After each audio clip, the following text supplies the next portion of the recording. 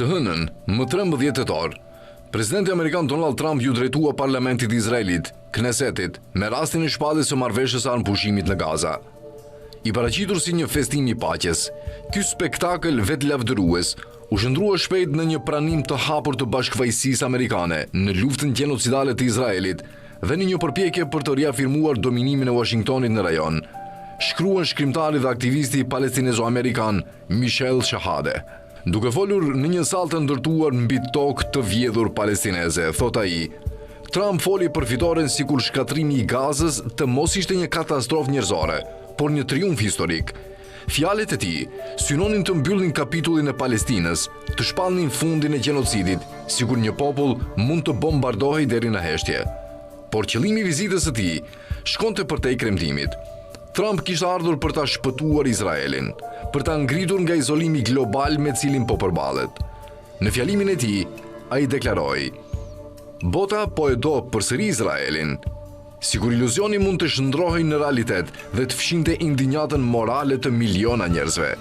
Misioni i tij ishte të rikthente një narrativ të krisur që i kishte mundësuar perëndimit të mbronte të pambrojtshmen.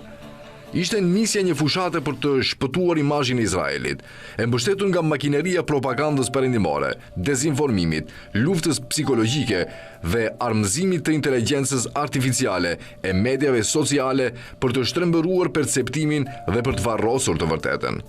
Prej 2 vitesh, lufta gjenocidale e Izraelit në Gaza jo vetëm që ka shkatruar një popull të rrethuar, por i ka zhveshur Izraelit çdo pretendim për epërsi morale, vlerëson Shahade. Humbja e tij më e madhe nuk ndodhi në fushë betejë, por në zemrat dhe mendjet e miliona njerëzve, sidomos të rive që sot qëndrojnë hapur me Palestinën. Fjalimi i Trumpit në Kneset ishte goditja e parë e një lufte të re, jo ndaj Gazës, por ndaj së vërtetës. Një përpjekje për të rimarrë narrativën dhe për të heshtur një brez që refuzon të harrojë.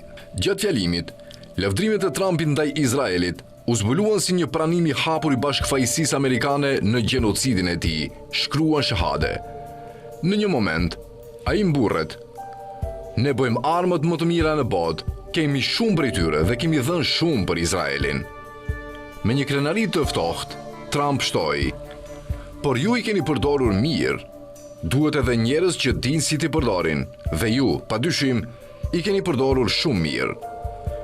Trump duar trokiti masakrën 2 vjeçare ndaj popullsisë civile të rrethuar. Ato armë të përdorura mirë kanë vrarë gati 70.000 palestinez, shumica gra dhe fëmijë. Izraeli ka hedhur mbi 200.000 tonë eksploziv mbi Gazën, duke rrafshuar lagje të tëra, spitale, shkolla dhe kampe refugjatësh. Ai foli për fundin e terrorit, por nuk e kishte fjalën për terrorin e rrethimit e Turis, apo për atë të një nëne që gërmon rënojat për gjetur fëmijën e saj. Ai nënkuptonte fundin e rezistencës palestineze, dorëzimin përfundimtar të një populli që refuzon të zhduket. Trump bëri thirrje për forcën dhe sigurinë e Izraelit, por jo për jetët e humbura nën bombat e tij. Ai foli për paqe, por ajo që ofroi ishte nënshtrim, paqja e varreve dhe heshtja që pason shkatrimin total. Në një moment tjetër, domethënës, lavdrimi i Trumpit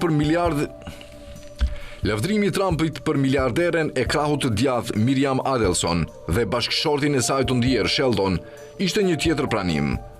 Duke kujtuar vizitat e tyre, miliardat dhe dashurinë e tyre të thellë për Izraelin, Trump foli hapur për rrjetet financiare dhe politike që mbajnë në këmbë pushtetin izraelit dhe formësojnë politikën amerikane.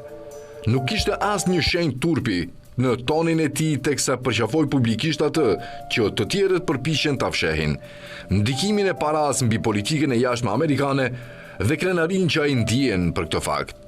Thirrja e tij ndaj presidentit të Izraelit, Isaac Herzog, për të falur kryeministrin Benjamin Netanyahu, i akuzuar për korrupsion, ishte një tjetër apel i hapur për pandëshkueshmëri. Fjalimi i Trumpit zbuloi çfarë kanë nënkuptuar gjithmonë procesi i paqes i Washingtonit. Paqe pa barazi, bashkëtesë pa pavarësi, heshtje në vend të drejtësisë. Ishte një president amerikan që u drejtua shtetit të tij të preferuar garnizon, duke festuar një lindje të mesme të re, të ndërtuar mbi shkatrimin e Gazës dhe varret e fëmijëve të saj, shkruan ai. Por kjo lindje e mesme ishte më shumë se një slogan, ishte një mesazh i koduar për disa audienca.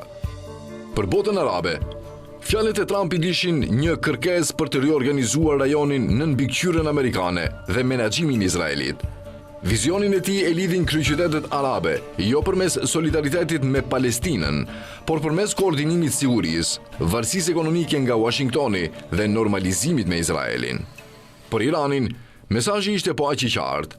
Dera për një marrëveshje për krah shteteve arabe që kanë normalizuar marrëdhëniet me Izraelin ishin Japonia, Azerbejxhani dhe aleati evropian pa asnjë interes në Gaza. Prania e tyre zbuloi synimin e vërtetë të administratës Trump, ndërtimin e një koalicioni global që mban në këmbë pushtetin amerikan, jo paqen. Ky tubim inauguroi një arkitekturë të re kontrolli, të dizajnuar për siguruar interesat perandorake të SHBA-s dhe për të frenuar ngritjen e Kinës. Fjalimi në Kneset dhe ceremonia e Sharm el Sheikh ishin dy skena të së njëjtës shfaqje, një spektakël për të riafirmuar dominimin amerikan në një botë që po i reziston gjithnjë më shumë, shkruan shkrimtari dhe aktivisti palestinezo-amerikan Michel Shahade.